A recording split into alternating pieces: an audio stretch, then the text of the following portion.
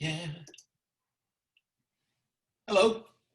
Oh my goodness, there you are, sir. How are you doing? I'm good, Dewey. Let's try this again. Well, let's try this again. Yeah, we had a bit of a phone situation, but I do appreciate your generosity to be able to set this up in this Oh, manner. no, I appreciate it. Well, I can tell you, I've spoke to quite a few of your actors from the trial of the Chicago Seven, which, by the way, is a brilliant film. Thank you. I don't mean to praise you, but just let me praise you, I guess. Um, Uh, but I've talked. Permission granted. Oh, thank you. It's the best film of the year, in my opinion. But yeah, we Oh, all know that, this. But let's talk about what some of your the castmates said. Mr. Mateen and Mr. Langella, when I was talking to them about their process, what they went through to prepare for the film, there was a common thread in their answer, and the answer was they didn't have to really do anything script-wise because it was perfect. I mean, how do you react to when you hear things like that? Listen, the fact that Yahya and Frank chose to be in the film in the first place is sort of the maximum compliment that there is.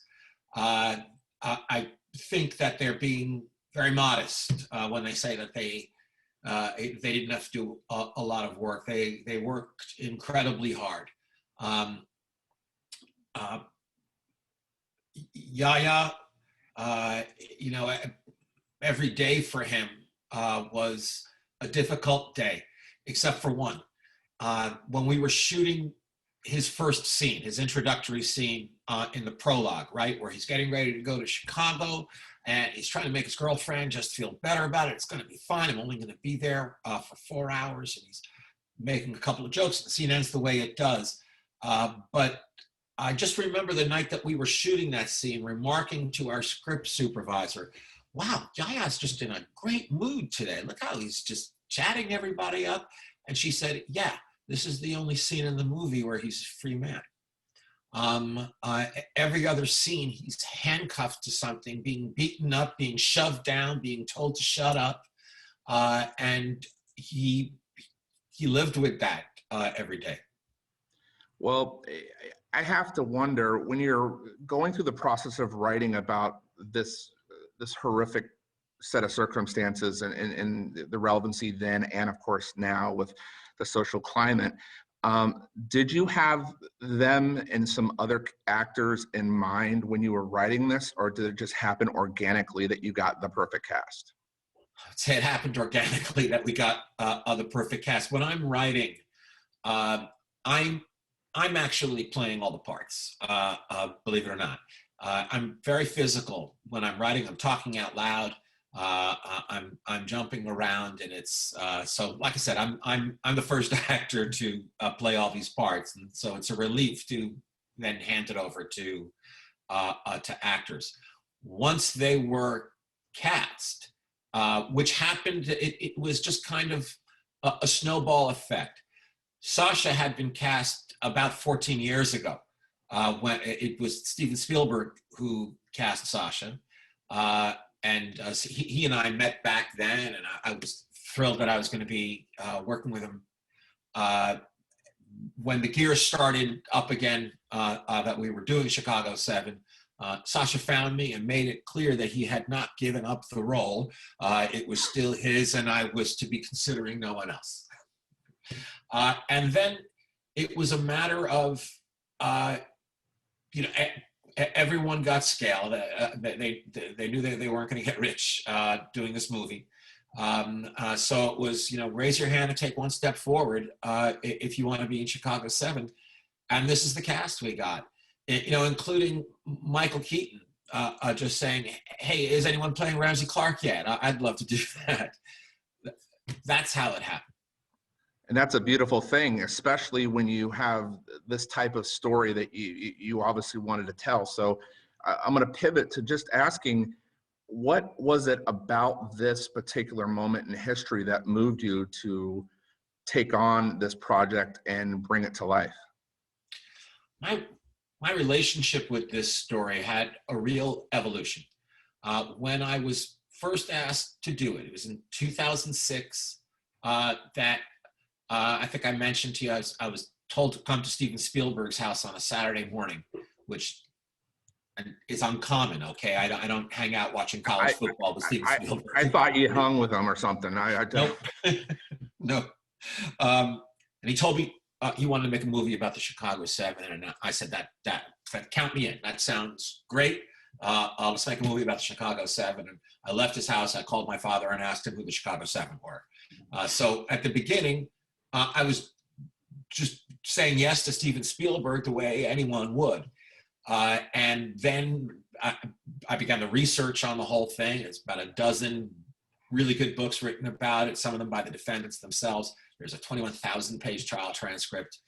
And most critically, I got to spend time with Tom Hayden, who was, he passed away a few years ago, but he was alive at the time when I started this. And then you start thinking about, okay, I've done all this research. I know these things. I have this information now. What story are we telling? You could line up 10 screenwriters, ask them to write about the Chicago 7. You would get 10 very different movies, I think. So what story am I telling and how am I telling it? And, the more I began thinking about it, and ultimately it would organize itself into 3 stories that I was going to tell at once. One was the courtroom drama. One was the evolution of the riot.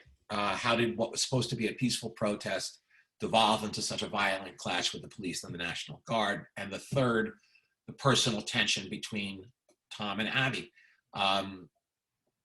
which is kind of a reflection of what we see in the Democratic Party today, the tension between on the left and the further left, people who want incremental change, compromise, people who are tired of incremental change and want to move much faster. And the more I started thinking about it in those terms, and this was way before the events in this country that began last May, the more I started thinking about it in those terms, the more I wanted to tell a story about today and not 1968. We thought that the film, let me go back to this. What in drama we'd call the inciting action, but the thing that sort of the straw that broke the camel's back that finally got the film made was Donald Trump and his rallies where there'd be a protester and he'd start getting nostalgic about the old days when they used to carry that guy out of here on a stretcher and I'd like to punch him right in the face and beat the crap out of him. And at that point, I had directed my first film, Molly's Game. So Steven said, and Steven was sufficiently pleased with that he thought I should direct Chicago 7, and that the time to do it was now. We thought the film was plenty relevant when we were making it last winter. We didn't need it, certainly didn't want it to get more relevant the way it did. But last May, of course, with the killings of George Floyd and Breonna Taylor and Ahmaud Arbery, and then the protests in Portland, Minneapolis, Kenosha, Washington, D.C., those protesters being met with nightsticks and tear gas. The film became chillingly relevant, right? I've watched CNN's coverage, and I think if you just degraded the color on that a little bit, it would look exactly like the archival footage we use. It's eerie. Yeah. And then, of course, the grand finale on January 6th, when Donald Trump stood at a microphone and did exactly what the Chicago 7 were on trial for doing. So that was a very long way, I'm sorry, of answering your question, which is that, like I said, my relationship to the subject matter and what story I wanted to tell and why evolved. That said, I've been asked a number of times if I made any changes to the script or to the film in post to reflect events in the world, and the answer is not one. Events in the world changed to reflect what was going on in the movie. I appreciate your answer because you've literally answered questions 7, 8, 9, and 10 without even knowing about it. I haven't been doing that. I'm sorry. It's all right. Well, sir, in the interest of time, I just wanted to thank you for the conversation. That's a pleasure, Dewey. I really do appreciate it. I appreciate getting this set up.